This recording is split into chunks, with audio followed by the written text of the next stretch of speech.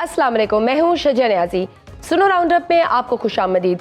नाजरीन, हुकूमत ने तहरीक इंसाफ पर पाबंदी लगाने साबिक सदर आरिफ अलवी, इमरान खान और कासिम सूरी पर आर्टिकल 6 का मुकदमा चलाने, मखसूस नशिस्तों से मुतालिक सुप्रीम कोर्ट के फैसले पर नजरसानी अपील दायर करने का ऐलान कर दिया। आज इस्लामाबाद में प्रेस कॉन्फ्रेंस करते हुए वफाकी वजीर इत्तलात अता तारड़ ने कहा कि पाकिस्तान और तहरीक इंसाफ एक साथ नहीं चल सकते। फॉरेन फंडिंग साबित, 9 मई के हमले साबित और दहशतगर्दों को वापस लाना साबित, अमेरिका में करारदाद साबित हो गई। इन सारी चीजों के अलावा साइफर का खेल रचाया गया। इन तमाम चीजों सबूतों को देखते हुए वफाकी हुकूमत पीटीआई को बैन करने के लिए केस दायर करेगी। हम ये समझते हैं कि आईन पाकिस्तान के तहत आर्टिकल 17 है जो सियासी जमातों पर पाबंदी लगाने के हवाले से हुकूमत को इख्तियार देता है। ये मामला सुप्रीम कोर्ट को भेजा जाएगा। वफाकी वजीर इत्तलात ने यह भी कहा कि तहरीके अदम एतमाद के होते हुए गैर आईनी तौर पर असेंबली को तहलील किया गया। हुकूमत ने फैसला किया है कि उस वक्त के वजीर आजम इमरान खान, साबिक सदर आरिफ अलवी और साबिक डिप्टी स्पीकर कौमी असेंबली कासिम सूरी के खिलाफ आर्टिकल 6 का रेफरेंस सुप्रीम कोर्ट को भेजा जाएगा। ये रेफरेंस भी काबीना की मंजूरी के बाद सुप्रीम कोर्ट को अरसाल किया जाएगा। अता तारड़ ने अपनी प्रेस कॉन्फ्रेंस में पीटीआई की मखसूस नशिस्तों से मुतालिक फैसले के हवाले से कहा कि हालिया फैसले में तहरीक इंसाफ को बिन मांगे रिलीफ दिया गया। हुकूमत और इत्तेहादी जमातों ने सुप्रीम कोर्ट के फैसले के खिलाफ नजरसानी अपील दायर करने का फैसला किया है। नजरसानी में इस्तदा की जाएगी कि एक सियासी जमात को वो हक दिया गया जिसका वो हक नहीं रखती। हम समझते हैं वफाकी वजीर इत्तलात के मुताबिक बैरून मुल्क मौजूद तारीकीन वतन हमारे सरों का ताज है, लेकिन मखसूस लॉबियां वहाँ हमारे मुल्क के खिलाफ साजिश में मसरूफ है। उनके पासपोर्ट और शिनाख्ती कार्ड ब्लॉक करने पड़े तो ये तमाम इकदाम उठाए जाएंगे और असेंबली में रियासत मुखालिफ अनासर के खिलाफ एक करारदाद मंजूर कराई जाएगी कि ये गद्दारी के मुर्तकिब हैं। ये ममनुआ फंडिंग लेकर पाकिस्तान के खिलाफ मुहिम चलाते हैं, लेदगी पसंद तहरीकों की हमायत करते हैं। हुकूमत की जानिब से तहरीक इंसाफ पर पाबंदी लगाने के ऐलान पर असद कैसर ये कहते हैं कि हुकूमत के खिलाफ तहरीक अदम एतमाद लाएंगे, खुलकर उनका मुकाबला करेंगे। हुकूमत की जानिब से तहरीक इंसाफ के खिलाफ कानूनी कार्रवाइयों का आगाज एक ऐसे वक्त में हुआ जब सुप्रीम कोर्ट की जानिब से मखसूस नशिस्तें तहरीक इंसाफ को देने का फैसला दिया गया, जबकि इद्दत केस में इमरान खान और उनकी अहलिया को अदालत ने बरी कर दिया है। तहम मुख्तलिफ मुकदमात की बुनियाद पर बानी पीटीआई की रिहाई अभी तक मुमकिन नहीं हो सकी। ऐसी सूरत हाल में सवाल यह है कि क्या हुकूमत का तहरीक इंसाफ पर पाबंदी लगाने का फैसला दुरुस्त है? क्या मखसूस नशिस्तों से मुतालिक नजरसानी अपील दायर करने से हुकूमत को सुप्रीम कोर्ट से रिलीफ मिल सकेगा? सवाल तो ये भी अहम है कि क्या आरिफ अलवी, इमरान खान और कासिम सूरी पर आर्टिकल 6 का मुकदमा बनता है? इस सब पर हम तफसील से बात करेंगे। हमारे साथ मौजूद है सीनियर कानूनदान एतजाज अहसन साहब। सर, आपके वक्त का बहुत शुक्रिया। हुकूमत ने आज तहरीक इंसाफ पर पाबंदी लगाने का ऐलान किया है। आप हुकूमत के इस इक़दाम को कैसे देखते हैं? क्या हुकूमत के पास इतना ठोस मवाद मौजूद है कि वो पीटीआई को बैन कर सके? मजाक कर रहे हैं, मेरा ख्याल है ये या तो बहुत डरपोक है, इतने डरपोक है ये शरीफ खानदान और मुस्लिम लीग नून वाले कि इस पे आ गए हैं कि चूंकि हुकूमत में बैठे हैं और हुकूमत में जाली फरदात के पर मबनी बैठे हैं, जाली फॉर्म 45 पे बैठे हैं और हुकूमत में बैठे हैं, तो अब हुकूमत को ये इख्तियार है कि वो एक रेफरेंस फाइल करे एक सियासी जमात को बैन करने की। तो ये मेरा तो नहीं ख्याल इसमें कोई ज़्यादा जमातें इनका साथ भी देंगी। फंडिंग साबित हो गई है, 9 मई के हमले साबित हो गए, दहशतगर्दों को वापस लाना साबित हो गया है, अमेरिका में जो करारदाद हुई वो भी साबित हो गया। तो ये सारी चीज़ें उन्होंने एक चार्जशीट पेश की है कि ये सब कुछ काफ़ी है उनको बैन करने के लिए, और ये मुल्क दुश्मन जमात के तौर पर ये पेंट कर रहे हैं। ये भी साबित हो गया इनके मुताबिक जी कि 468 members of Congress of the house of representatives वो इमरान खान के लिए जो आए उसके करारदाद के लिए, वो इमरान खान ने ही कराई और इमरान खान ने उसको उनको स्पॉन्सर किया और बड़ा और मैं आपको बताऊं 468 मेंबर किसी हाउस के और ये 90% हाजिरी है, 90% किसी हाउस की किसी बड़े से बड़े वाक़े के लिए नहीं हो सकती। کسی وہ آخرکار کوئی میل کئی تو 1 میل چل کے آتے ہیں. وہ انڈر گراؤنڈ ہے ان کی کانگریس میں جو گاڑیاں چلتی ہیں 2 سیٹر اور وہ بڑی تیزی سے لے کے جاتی ہیں. اور آپ کا دفتر وہ ہے کیپٹل اس سے چاہے 1 میل دور ہے. اب وہ سارے کوئی 1 میل دور تقریباً کوئی 2 فرلانگ دور کوئی 50 گز دور چلا آ رہا ہے صرف کسی پاکستانی غدار کی حمایت کرنے کے لیے. یہ مذاق بنا رہے ہیں پاکستان. سر پاکستان کے آئین اور قانون کے مطابق پھر یہ جی پاکستان کے آئین اور قانون کے مطابق کسی بھی پولیٹیکل پارٹی کو بین کرنا کیا اتنا آسان ہے جتنا آسان یہ پی ایم ایل این دکھا رہی ہے؟ کیونکہ ایم کیو ایم لے لے, پیپلز پارٹی لے لے, اے این پی لے لے, کوئی بھی ان کے ساتھ نہیں ہے. وہ human rights commission of Pakistan نے بھی کہہ دیا کہ بھئی ہم مذمت کر رہے ہیں, ہم بالکل اس فیصلے میں ان کے ساتھ نہیں ہیں. یہ جو ٹرینڈ سیٹ کرنے جا رہی ہے Muslim League Noon, is it so easy? نہیں, ایزی تو نہیں ہے کیونکہ یہ فیصلہ تو سپریم کورٹ نے کرنا ہے. فیصلہ تو انہوں نے نہیں کرنا. انہوں نے ریفرنس بھیجنا ہے 15 دن کے اندر اور 15 دن کے اندر کے میں انہوں نے پورے ثبوتوں کے ساتھ وہ ریفرنس بھیجنا ہے. اور یہ تو ڈر کے میدان سے بھاگ گئے ہیں. یہ تو مطلب ہے وہ وکٹیں اور گیند لے کے بھاگنے والی بات ہے کہ جی اب اس پہ آ گئے کہ یہ ریفرنس کریں گے اور ریفرنس سپریم کورٹ نے سننا ہے اور ان کی پسپائی ہوگی بڑی زیادہ.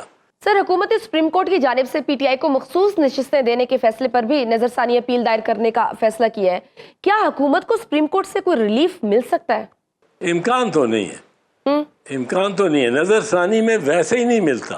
اچھا, نظر ثانی کی ایوریج ریلیف دینی عام کیسز میں میرا خیال ہے 98% ڈسمسل ہوتے ہوئے اور 2% عام جو ہے شمار اس میں 2% ان میں ہوگا کہ کوئی ریلیف دی ہے. تو یہ ان میں ریلیف کا تو مجھے تو نظر نہیں آتا امکان. یہ سارا کچھ کر رہے ہیں وہ فارم 45 سے نظر ہٹانے کی. اصل ان کا یہ مسئلہ ہے. اصل مسئلہ ہے فارم 45 جو گلے میں ایک پھندا ان کے پڑ گیا ہے.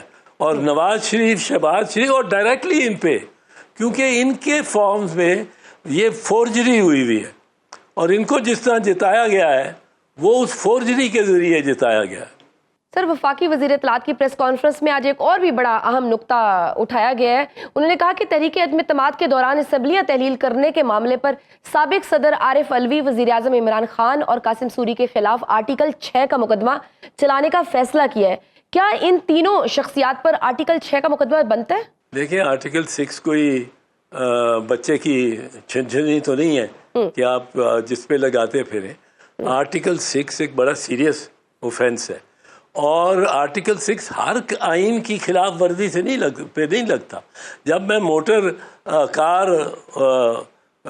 موٹر وے پہ 120 کلومیٹر سے زیادہ تیز چلاتا ہوں تو وہ بھی قانون کی بھی شکنی ہے اور آئین کی بھی آئین شکنی بھی ہے, کیونکہ آئین کہتا ہے قانون کے مطابق چلو اور قانون اس کے ماتحت ہے. پر آئین جب یہ کہتا ہے قانون کے مطابق چلو تو یہ بھی ایک قانون آئین کی آئین شکنی ہے. آئین شکنی کے بارے میں شاید روزانہ 1-2 ہزار کیسز پاکستان میں فیصلہ ہوتے ہوں گے کہ this is violation of article 25 of the constitution, یعنی سب کی برابری اور مساوات, یا article 10A of the constitution یعنی ڈیو پروسیس کا جو رائٹ ہے. تو آئین کی خلاف ورزی کے سینکڑوں مقدمات کے فیصلے ہوتے ہیں ہر مہینے, لیکن وہ آئین کی خلاف ورزی آئین سے بغاوت نہیں ہے, آئین سے آئین کو توڑنا نہیں کہ مترادف نہیں ہے. صدر اسحاق خان نے اسمبلی ڈسمس کی تھی نواز شریف کی 18 اپریل 1993 کو. 26 مئی 1993 کو ودن 6 ویکس سپریم کورٹ نے اس کو بحال کر دیا اسمبلی کو، پر اس نے یہ کہا کہ آئین کی خلاف ورزی کی ہے صدر اسحاق نے. یہ تو نہیں کہا کہ آئین کو توڑا ہے اس نے تو آئین کو اس پہ آرٹیکل 6 لگ جائے. اس وقت بھی آرٹیکل 6 تھا. آئین کی خلاف ورزی ہوتی رہتی، میرے سے، آپ سے، اس سے ہر وقت ہوتی رہتی ہے. کئی دفعہ کوئی نوٹس بھی لیکن نہیں کرتا. بالکل اس کا یہ مطلب نہیں کہ آرٹیکل 6 لگا دیا جائے. سر ایک اور چیز، عمران خان صاحب کو سپریم کورٹ کی طرف سے تو ریلیف مل رہا ہے، پی ٹی آئی کو بھی مل رہا ہے. عدت کیس میں عمران خان اور ان کی اہلیہ کو بری بھی کر دیا گیا ہے، مگر رہائی کے بجائے مزید کیسز میں گرفتاری ڈالی جا رہی ہے. یہ سلسلہ کب تک چلے گا؟ دیکھیں، اس سے زیادہ افسوسناک عمران کی بار ڈالی جانے سے ان کی جو کیلسنس ہے، ان کی جو طبیعت میں انکائنڈ طبیعت ہے اور ریونج کی طبیعت ہے، وہ ظاہر ہوتی ہے صنم جاوید کے معاملے میں. صنم جاوید اور اس کے ایک دو جو اور ساتھی قیدی رہ گئی عورتیں، خواتین ہیں، ان کو جس طرح یہ اس دروازے سے رہا کرتے ہیں، اس دروازے سے کے سامنے سے پھر پکڑ کے جیل میں لے جاتے ہیں. اور انہوں نے بہت ساری خواتین سے کیا. اور یہ ان کی، میں سمجھتا ہوں یہ نیا کیس بنانا، اس پہ چودھری ظہور اللہ مرحوم چودھری شجاعت حسین کے والد، ان کا مقدمہ تھا جس میں فیصلہ ججز نے اخیر یہ کیا. 2-3 دفعہ ہوا کہ ان کو کسی اور مقدمے میں گرفتار کر لیا گیا اور وہ یہاں تک کہ بلوچستان لے گئے جیل میں، مچھ جیل میں. تو سپریم کورٹ نے طلب کیا وہاں سے، سپریم کورٹ نے عدالت نے یہ آرڈر کیا کہ ان کو اب نہیں گرفتار کیا جائے گا، اور ان کو اگر گرفتار کرنا ہوگا، کوئی ان کے خلاف کوئی کیس ہوگا تو پہلے ہمیں دکھایا جائے گا، ہمارے سامنے پیش کیا جائے گا ایف آئی آر کرنے سے پہلے. تو اس قسم کا آرڈر قاضی فیض عیسیٰ صاحب کو کرنا چاہیے تھا اس معاملے میں. اور اس طرح یہ تو بہت مضحکہ خیز زیادتی کی بات ہے، بہت ہی زیادتی کی بات ہے. بہت شکریہ سینئر قانون دان اعتزاز ہمارے ساتھ موجود تھے. ناظرین مجھے لینی ایک چھوٹی سی بریک، دیکھتے رہیے سنو راؤنڈ اپ میں آپ کو خوش آمدید. ناظرین، پاکستان اور آئی ایم ایف کے درمیان سٹاف لیول معاہدہ طے پا گیا. آئی ایم ایف اعلامیہ کے مطابق نئے سٹاف لیول معاہدے کے تحت پاکستان کو $7 ارب 37 ماہ کے عرصے میں ملیں گے. معاشی استحکام کے لیے پاکستان ٹیکس آمدنی بڑھائے گا. قرض پروگرام کے دوران جی ڈی پی میں ٹیکسوں کا حصہ 3% تک بڑھایا جائے گا. ریٹیل سیکٹر میں بھی ٹیکس نیٹ بڑھایا جائے گا، جبکہ پاکستان میں زرعی شعبہ میں ٹیکس نیٹ میں لایا جائے گا. آئی ایم ایف اعلامیہ کے مطابق پاکستان میں ٹیکس آمدنی میں جی ڈی پی کا 1.5% اضافہ رواں مالی سال ہوگا. پاکستان میں ٹیکس پیئرز کی تعداد میں بھی اضافہ کیا جائے گا. ٹیکس آمدنی بڑھانے سے سماجی شعبہ کے لیے زیادہ فنڈز میسر ہوں گے. آئی ایم ایف اعلامیہ کے مطابق پاکستان میں ڈائریکٹ اور انڈائریکٹ ٹیکس میں منصفانہ اضافہ ہوگا. پاکستان میں برآمدی شعبے سے ٹیکس وصولیاں بہتر کی جائیں گی. ٹیکس بڑھانے سے تعلیم، صحت و عامہ کے لیے زیادہ وسائل دستیاب ہو سکیں گے. آئی ایم ایف اعلامیہ کے مطابق پروگرام کا مقصد پاکستان میں میکرو اکنامکس استحکام کو مضبوط کرنے میں مدد کرنا ہے. پروگرام سے پاکستان میں پائیدار ترقی حاصل کرنے میں مدد ملے گی. پاکستان کو فسکل اینڈ مانیٹری پالیسی میں اصلاحات لانا ہوں گی. پاکستان کو ریاستی ملکیتی اداروں کے انتظامی امور بہتر کرنا ہوں گے. پاکستان کو سرمایہ کاری کے لیے سب کو ایک جیسا ماحول فراہم کرنا ہوگا. پاکستان کو انسانی وسائل میں اضافہ کرنا ہوگا اور بے نظیر انکم سپورٹ پروگرام کے تحت سماجی تحفظ میں مدد بڑھانا ہوگی. اعلامیہ میں یہ بھی کہا گیا کہ پاکستان کو 2023 سٹینڈ بائی ارینجمنٹ کے تحت حاصل معاشی استحکام کی بنیاد پر توسیع فنڈ کی سہولت میسر ہے. زمینی حقائق یہ بتاتے ہیں کہ یہ پاکستان کا 24واں آئی ایم ایف پروگرام ہے. اس نئے آئی ایم ایف پروگرام کو حاصل کرنے کے لیے عوام پر تقریباً 1700 ارب روپے کے اضافی ٹیکسز لگائے گئے ہیں، جس کے نتیجے میں مہنگائی کا نیا طوفان دکھائی دے رہا ہے. تنخواہ دار طبقے سے لے کر بزنس کمیونٹی تک سبھی پریشان دکھائی دے رہے ہیں. حکومت بظاہر اس عزم کا اظہار کر رہی ہے کہ یہ آئی ایم ایف کا آخری بجٹ ہوگا، مگر سیاسی ناقدین یہ کہتے ہیں کہ طرز حکمرانی میں تبدیلی اور اخراجات میں کمی کے بغیر آئی ایم ایف سے نجات محض خواب ہی رہے گا. سوال یہ ہے کہ آئی ایم ایف کے سٹاف لیول معاہدے کی ملکی معیشت پر کیا اثرات مرتب ہوں گے؟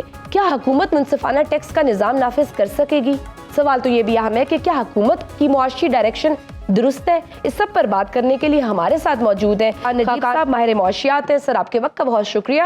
سر پاکستان اور آئی ایم ایف کے درمیان سٹاف لیول معاہدہ طے پا گیا ہے. اس نئے سٹاف لیول معاہدے کے تحت پاکستان کو $7 ارب 37 ماہ کے عرصے میں ملیں گے. آپ اس معاہدے کو کیسے دیکھتے ہیں؟ شجیہ صاحبہ، آپ نے ایک کمپریہنسو سا انٹروڈکشن سامنے رکھا ہے about the I M F engagement with Pakistan. دیکھیے، پاکستان کو اس وقت آئی ایم ایف کی سپورٹ کے بغیر چلانا پروڈنٹ پالیسی میکنگ نہیں ہے، اور یہ اس لیے ہے کہ پاکستان کو تواتر سے $22 to $25 بلین ڈپینڈنگ کہ ہمارا بیرونی خسارہ کتنا ہوتا ہے ہر سال چاہیے اگلے 3 سے 5 سال کے لیے. آئی ایم ایف سے فردر انگیجمنٹ، میں نے جیسے کہا ایکسٹرنل ضروری ہے. یہ ایک تقویت دیتا ہے پاکستان کے، اگر ریفارمز پروگرام کی اونرشپ جو ہے وہ پاکستان لے اور دنیا کو کہے کہ آئی ایم ایف اس کو اپروو کرتی ہے. ایک تو یہ بات ہو گئی. بٹ آئی ایم ایف کے ساتھ کیا پروگرام طے ہوتا ہے جو آپ نے ابھی رکھا، اس کی ڈیٹیل میں بھی ابھی چلے جائیں گے. یہ لارجلی کنٹری اتھارٹیز کی پریپریشن پہ ڈیپینڈنٹ ہے. پاکستان کا اب بھی جو پروگرام ہے، اگر ان کی پریس ریلیز پڑھیں تو 11 مرتبہ انہوں نے ٹیکس کا ذکر کیا اس ایک پریس ریلیز میں. سو اس سے آپ کو ثابت ہو گیا کہ وہ کتنا ٹیکس ڈٹرمنڈ پروگرام ہے، کیسے ٹیکس پہ ویٹی پروگرام ہے. اور اسی کی وجہ سے نئے ٹیکسز 1700 سے 1800 ارب اس سال میں لگے ہیں، اور اوور آل 3700 ارب تک ہم نے نئی ٹیکسیشن کرنی ہے. یعنی کہ 9300 ارب سے جو سفر شروع ہوگا اس سال ہم ختم کریں گے تو 13000 ارب کے قریب جائیں گے. سو 3700 ارب نئی ٹیکس کلیکشن. یہ ٹیکس ہیوی پروگرام ہے، پر جو پاکستان کے کلیدی مسائل ہیں شجیہ، یہ اس سے بہت گہرے ہیں. چاہے وہ انرجی کا مسئلہ ہو، چاہے وہ پاکستان کی کلیکشن کو ہاریزونٹل ایکوٹی، یعنی کہ ایگریکلچر بھی اتنا ہی ٹیکس دے جتنا شجیہ صاحبہ اپنے سنو ایف ایم سے لے کے جا رہی ہیں، جتنا وہ اپنے چینل سے لے کے جا رہی ہیں، جتنا میں جتنا میں گورنمنٹ سے لے کے جا رہا ہوں. یعنی کہ جو بھی جہاں پہ کام کر رہا تھا وہ ایک ہاریزونٹل ایکوٹی کریٹ ہو. اسی طرح ٹریڈر حضرات، اسی طرح ریئل اسٹیٹ والے. سو ہمیں آگے بڑھنا ہے. اس طرح حکومت کہہ رہی ہے کہ ہم ڈیجیٹلائزیشن بھی کریں گے. آئی ایم ایف کہہ رہا ہے کہ آپ پالیسیز کے تواتر سے اس کو براڈن کرتے چلے جائیں. سو آئی ریئلی ہوپ پروونسز سے انگیجمنٹ کر کے ہم ایک اس نظام کی طرف بڑھیں گے. پر اس سے زیادہ جو شجیہ صاحبہ امپورٹنٹ بات ہے وہ یہ ہے کہ ہمیں اپنے ایکسپینڈیچر کا ریفارم، یعنی کہ ہم جو خرچے کرتے ہیں، اگر مجھے اپروچ کرنا ہو اس بجٹ کو بھی اور آئی ایم ایف کے ساتھ انگیجمنٹ کو بھی، تو میں جتنی توجہ ٹیکس کو دے رہا ہوں ضرور دوں، پر اتنی ہی توجہ میں پاکستان کے ایکسپینڈیچر سائڈ کو بھی ضرور دوں. اور یہ گفتگو میں اس لیے کر رہا ہوں کہ ہمارے کرنٹ ایکسپینڈیچرز بھی، ہمارے لیکن ایکسپینڈیچرز میں تو ہمیں کوئی کمی نظر نہیں آ رہی. ڈیولپمنٹ کی اگر ہم بات کریں، کوئی ڈیولپمنٹ بجٹ میں اضافہ کیا جا رہا ہے، 62% آئینی اداروں میں اضافہ کیا جا رہا ہے. وزیر اعظم ہاؤس کے آپ کے اس میں دیکھیں کہ کس طرح سے اضافہ کیا جا رہا ہے. بیوروکریسی کے لیے کس طرح کے لگژری گھر تعمیر کیے جا رہے ہیں. اس طرح کے انداز میں کس طرح سے پھر کمی ہوگی؟ وہاں تو کوئی کٹنگ نہیں ہو رہی. یہ ساری چیزیں ایک عام شہری کے لیے کیوں؟ So Shajia, that is exactly the point کہ حکومت اگر یہ شو کرے کہ اسٹیٹ سیریس ہے اپنے خرچے کم کرنے کے لیے، اپنے خرچوں کی کوالٹی بہتر کرنے کے لیے.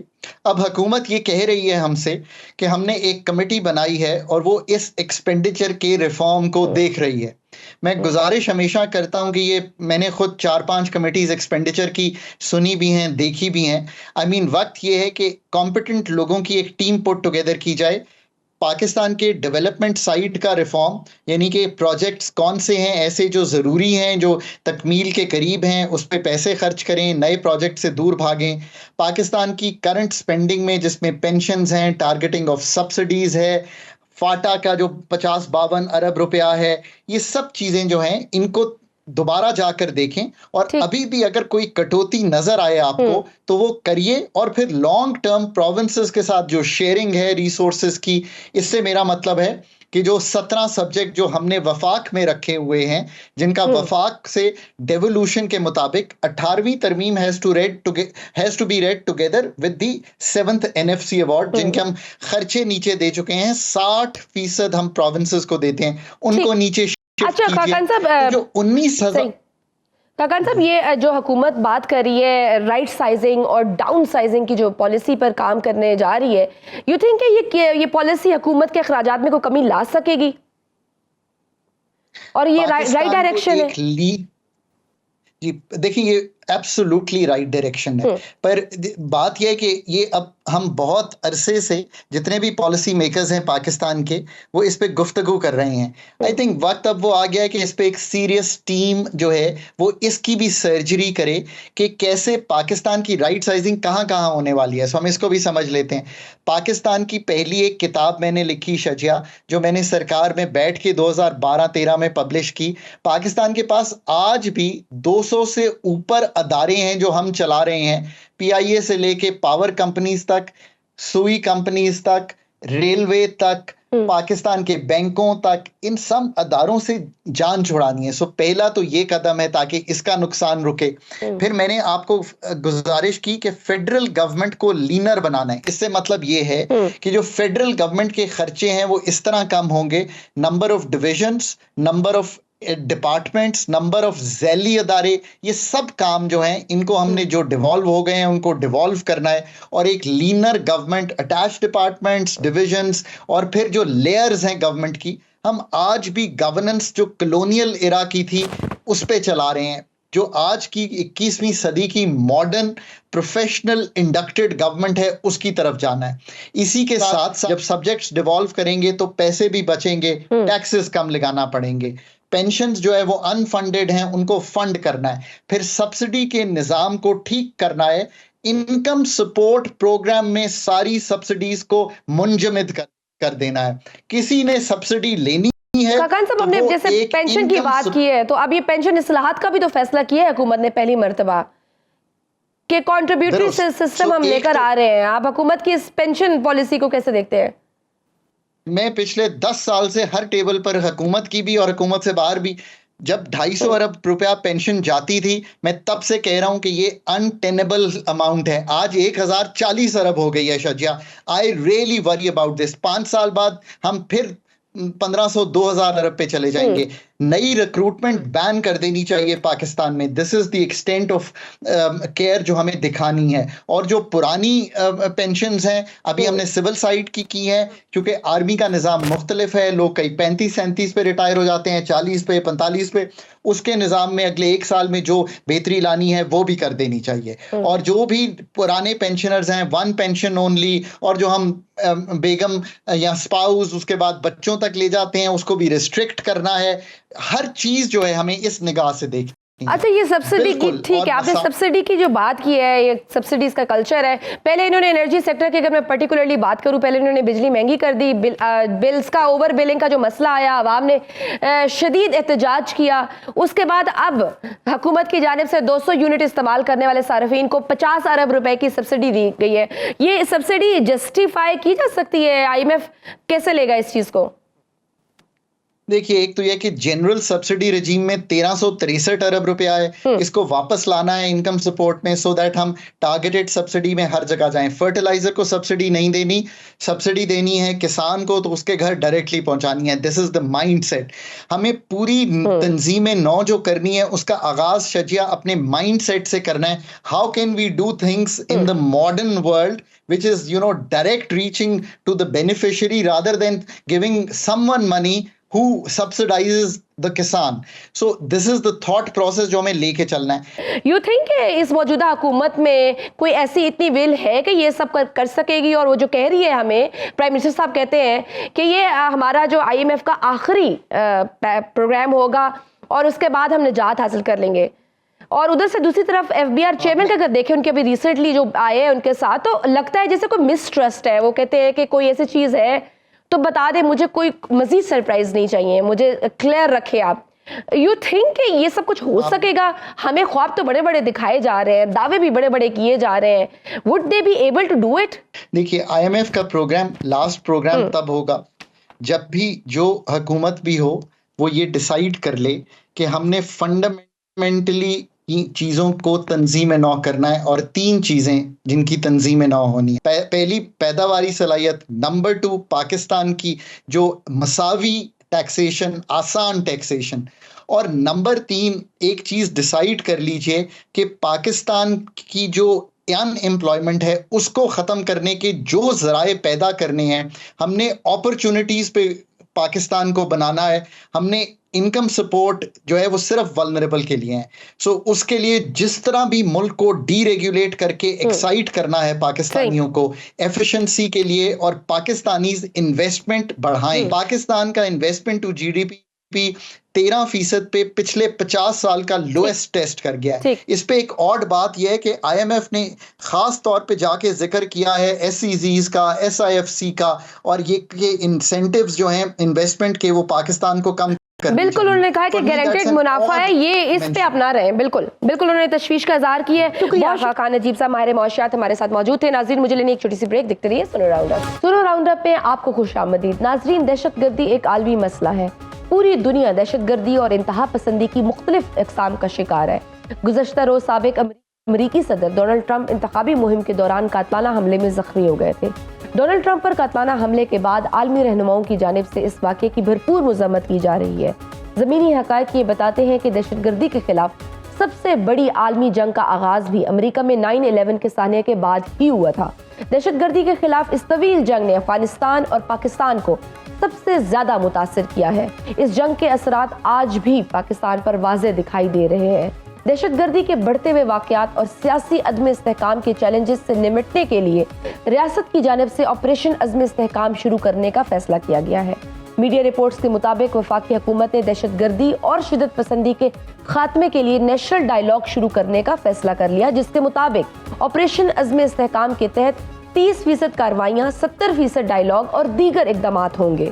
بظاہر پاکستان کی تمام بڑی سیاسی جماعتیں کسی بھی قسم کے آپریشن کی مخالفت کر رہی ہیں, مگر اقوام متحدہ کی کالعدم ٹی ٹی پی سے متعلق سلامتی کونسل میں پیش کی گئی 15ویں رپورٹ ریاست پاکستان کے لیے لمحہ فکریہ ہے. رپورٹ کے مطابق پاکستان میں حملہ کرنے کے لیے ٹی ٹی پی کو افغانستان کے طالبان حکمرانوں کی سرپرستی حاصل ہے. رپورٹ میں یہ بھی انکشاف کیا گیا ہے کہ کالعدم ٹی ٹی پی کو القاعدہ سے بھی آپریشنل اور لاجسٹک سپورٹ مل رہی ہے. افغانستان میں القاعدہ کے کارندے پاکستان میں حملوں کے لیے ٹی ٹی پی کی مدد کر رہے ہیں. رپورٹ کے مطابق افغانستان میں کالعدم ٹی ٹی پی کے 6,500 جنگجو موجود ہیں. جنگجو افغان طالبان کی سرپرستی میں سرگرمیاں انجام دینے کے لیے پوری طرح سے آزاد ہیں. اقوام متحدہ رپورٹ کے مطابق ٹی ٹی پی کے دہشت گردوں کو القاعدہ کے کیمپوں میں تربیت دی جا رہی ہے. کالعدم ٹی ٹی پی نے ننگرہار, کندھار, کنڑ, نورستان جیسے سرحدی صوبوں میں کیمپ بنا رکھے ہیں. رپورٹ میں یہ بھی کہا گیا ہے کہ کابل پاکستان کے لیے خطرہ بننے والے دہشت گرد گروپوں کے خلاف کارروائی کو تیار نہیں. اب ایسی صورتحال میں ریاست کو ٹی ٹی پی کے خلاف ہنگامی اقدامات اٹھانے کی اشد ضرورت ہے. سوال یہ ہے کہ کیا آپریشن عزم استحکام کا آغاز دہشت گردی کے مسئلے کو حل کر سکتا ہے؟ سوال یہ ہے دہشت گردی سے نمٹنے کے لیے سیاسی اتفاق رائے ممکن ہے؟ اس سب پر بات کرنے کے لیے ہمارے ساتھ موجود ہیں senior analyst general retired Ghulam Mustafa صاحب. سر, آپ کے وقت کا بہت شکریہ. سر, پاکستان کو درپیش سیکیورٹی چیلنجز پر بات کرنے سے پہلے میں آپ سے پوچھنا چاہوں گی کہ آپ سابق امریکی صدر ڈونلڈ ٹرمپ پر انتخابی مہم کے دوران قاتلانہ حملے کے واقعے کو کیسے دیکھتے ہیں؟ دیکھیے, ڈونلڈ ٹرمپ بھی ان شخصیات میں سے ہے جنہوں نے ایک انتہا پسند نظریے کو لے آگے چل رہے ہیں.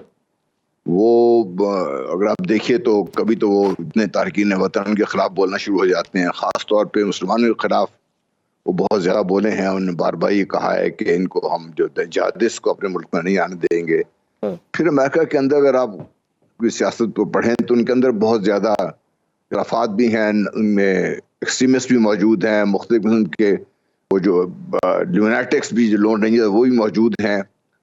بہت سے ایسے امکانات ہیں. پھر خاص طور مت بھولیے کہ ڈونلڈ ٹرمپ وہ شخصیت ہیں جنہوں نے پہلے تو ڈیل آف سینچری شروع کی, اور اس کے بعد جب یہ گولان ہائٹس کا ایک تحفہ دے گئے اسرائیل کو, اور جب یہ غزہ پہ جو کچھ بھی ہوا اس میں ان کا جو کردار ہے وہ ایسا نہیں تھا کہ لوگ اس پہ فخر کر سکیں. تو اس لیے بہت سے ایسے عوامل ہیں جن سے شبہ کیا جا سکتا ہے. لیکن اگر آپ یاد کریں 2020 میں جب 26 جنوری جب ان کے صدارتی ان کی حلف برداری تقریب کے دوران جو کچھ ہوا وہ ایک اس کا شاید یہ فالو آؤٹ بھی ہو سکتا ہے. تو بہت سی ایسی چیزیں ہیں جس کو آپ ناراض نہیں کر سکتے, اور امریکہ کا الیکشن لگتا یوں ہے کہ وہ بھی اسی طریقے سے آنے والا جو ہے بہت کھچاؤ کا بہت تناؤ کا شکار. تو سر اس قاتلانہ حملے کے آپ کو لگتا ہے کہ امریکہ کے صدارتی انتخابات پر کوئی اثرات مرتب ہوں گے, کوئی سمپتھی ووٹ ملے گا ڈونلڈ ٹرمپ کو؟ یو تھنک کہ ٹرمپ کی حمایت پہ کوئی مزید اضافہ ہوتا دیکھ رہے ہیں اور بائیڈن کے لیے مزید مشکلات؟ جی بائیڈن کے لیے پہلے بہت مشکلات ہیں, وہ خود اپنے لیے مشکل بنے ہوئے بائیڈن, اور ٹرمپ کو اس کا بہت فائدہ ہوگا. صحیح. اچھا سر, پاکستان میں دہشت گردی کی بھی ایک لہر دکھائی دے رہی ہے اور ریاست نے آپریشن عزم استحکام شروع کرنے کا فیصلہ کیا ہے. آپ اس فیصلے کو کیسے دیکھتے ہیں؟ کیونکہ اپوزیشن جماعتیں تو اس کی بھرپور مخالفت کر رہی ہیں. مولانا صاحب تو یہ کہہ رہے ہیں کہ اس آپریشن کو عدم استحکام آپریشن کہنا چاہیے بجائے عزم استحکام کے. دیکھیے اپوزیشن کی بات چیت آپ سن لیں, ان سے پوچھیں حل کیا ہے. پاکستان جس طریقے سے دہشت گردی کا شکار ہے, خاص طور پہ جو حالیہ دنوں میں آپ دیکھ رہے ہیں, چند ماہ میں چند سالوں میں جس طریقے سے دہشت گرد اضافہ ہوا ہے, باوجود اس کے کہ پاکستان نے اپنا سب کچھ داؤ پہ لگا کر طالبان کو افغانستان میں مدد کی, ان کی پورا پولیٹیکل کیپٹل پاکستان نے اس پہ لگا دیا, وہاں سے نکلا. لیکن افغانستان کی سرزمین اور جو سرزمین کو استعمال کرنے والے لوگ ہیں, چاہے وہ بھارت ہے چاہے وہ امریکہ ہے, وہ تو ہی ہے. اور طالبان اگر یہ کہیں کہ ہمیں اس کا پتہ نہیں ہے تو یہ بھی غلط ہے. وہ ذمہ داری لینے کو تیار نہیں ہے, بلکہ وہ پاکستان کی مدد کرنے کو تیار ہے. پاکستان نے اپنے ملک کے اندر اس طرح خون خرابہ جس چیز سے ہو رہا ہے, اور جس کی وجہ سے آپ دیکھیے پاکستان ابھی بہت ساری انویسٹمنٹ کا انتظار کر رہے ہیں, کوشش کر رہے ہیں ہم لوگ. اگر یہ دہشت گردی جائے تو لوگ پاکستان میں آنے سے گھبرائیں گے. سر, وفاقی حکومت نے دہشت گردی اور شدت پسندی کے خاتمے کے لیے نیشنل ڈائیلاگ شروع کرنے کا فیصلہ کیا ہے, جس کے مطابق آپریشن عزم استحکام کے تحت 30% کاروائیاں اور 70% ڈائیلاگ اور دیگر اقدامات ہوں گے. کیا آپ کو نہیں لگتا کہ حکومت نے بغیر ہوم ورک کے پہلے اعلان کیا, جب تنقید ہوئی تو ڈائیلاگ کا راستہ اختیار کر لیا؟ کیا ڈائیلاگ آپریشن شروع ہونے سے پہلے نہیں کرنا چاہیے تھا؟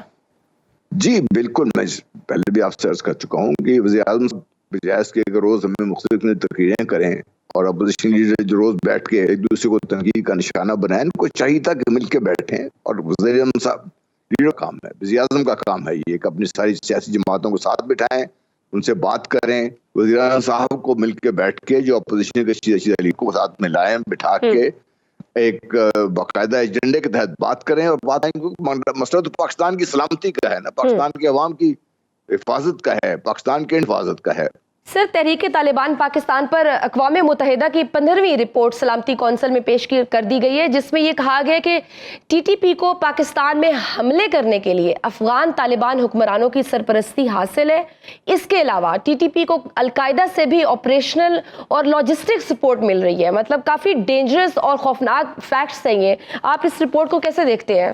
دیکھیے رپورٹ کے لیے تو حقائق پہ مبنی ہے, اس میں داعش کو بھی شامل کر لیں جس کو امریکہ بہادر خود اس خط کے آیا تھا, القاعدہ جس کو امریکہ بہادر نے باقاعدہ جنم دیا تھا, اور تحریک طالبان. اگر طالبان پاکستان کی یہ بات کر رہے ہیں افغانستان میں طالبان کی, تو ان سے یہ بھی تو پوچھے نا کہ جو بھارت وہاں پہ بیٹھ کے جو کچھ کر رہا ہے, مدر جو وہاں پہ بیٹھ کے جو کچھ کر رہا ہے, دوسری جو لابیز ہیں پاکستان کے خلاف جو کام کر رہی ہیں, ان کی اپنی بات کرتی ہے رپورٹ. میں اگر پولیٹیکل سٹیبلٹی کی بات کروں اسپیشلی, تو آپ کو کیا لگتا ہے کہ اسٹیٹ کی کیا پالیسی ہونی چاہیے؟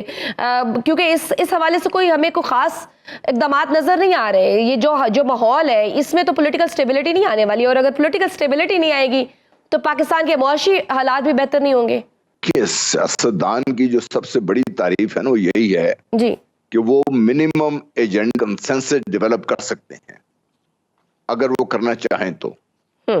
اس لیے جو آپ بات کر رہی ہیں, اگر یہ ہمارے ملک کے سیاستدان مل کے بیٹھیں, اپنے اپنے سر جوڑیں, تو یہ سارے مسائل کا حل نکل سکتا ہے. ٹائم لگے گا, ایسے نہیں کہ ایک دن میں ہو جائے گا, ایک دفعہ بات میں ہو جائے گا, نہیں.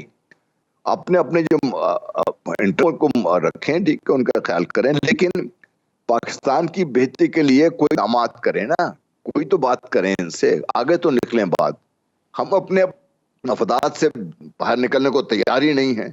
ہر ایک کو اپنے کی پڑی ہوئی ہے, ہر ایک کو یہ جی کہ میں بڑا چودھری ہوں, میرا بڑا کام ہے, بڑا یہ بڑا وہ. کبھی ایک مطلب اس میں مجھے کوئی شک نہیں کہ پی ٹی آئی کا بھی بہت دور ہے جس میں ہے صاحب, کیونکہ وہ اگر اس ایکسٹریمسٹ ویو پوائنٹ پہ جا کے کھڑے آئیے, کیونکہ اگر وہ سمجھتے ہیں کہ وہ سب سے پاپولر لوگ ہیں, پارٹی ہے وغیرہ وغیرہ, تو ان کی ذمہ داریاں سب سے زیادہ بنتی ہیں ان کے، وہ آگے بڑھ کے وہ نکالیں، اور حکومت کو بھی چاہیے کہ وہ بجائے اس کے کہ ہر چیز پہ نکتہ چینی شروع کر دیں، وہ کو ماحول پیدا کریں تاکہ بات چیت ہو سکے، بات چیت کا ماحول پیدا کرنے کی ضرورت ہے. نو ڈاؤٹ کہ سب پارٹیز کو اپنے ذاتی مفادات کو سائیڈ پہ رکھ کے پاکستان کے اکٹھے ہونے کی ضرورت ہے. بہت شکریہ senior analyst general retired Ghulam Mustafa ہمارے پروگرام میں تھے.